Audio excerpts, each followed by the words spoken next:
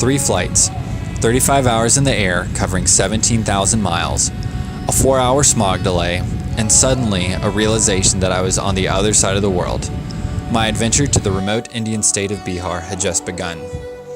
2 years ago, our congregation set out on a journey with Lutheran World Relief, an international nonprofit that aims to assist in the recovery and development of some of the world's poorest. Our challenge is to raise $100,000 over 4 years. We're doing well in our fundraising efforts, but the journey is not over yet. The work we are engaged in provides support for self-help groups, whose members pool their collective wealth to purchase supplies, such as seed, fertilizer, and vaccinations for their livestock. These self-help groups are comprised of women who are often excluded from community planning and deprived of opportunities that we take for granted. With the support network established by these groups, these women are empowered to assert themselves in family and community life, even running for elected office.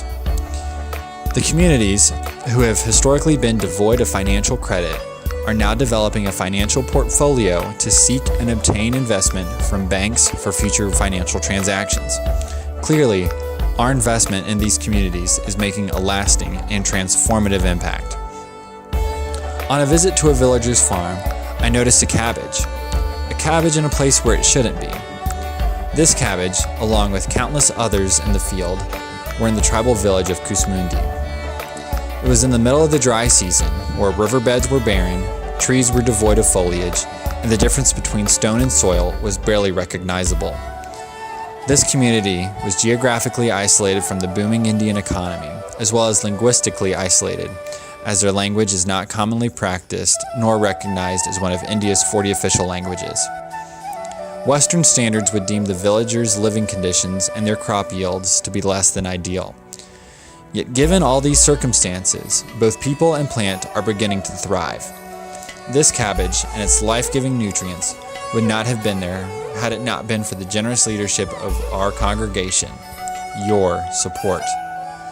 It's hard to comprehend the full impact of our work in Bihar. We are sending money to a corner of the world that few will ever visit. We will never meet these people, nor will we be able to comprehend their lives. Yet it is our faith in Christ that calls us to care for our collective humanity. I'm proud to be a part of such a church family that sees the investment in Bihar as one that is worthwhile. Thank you for your support of this work.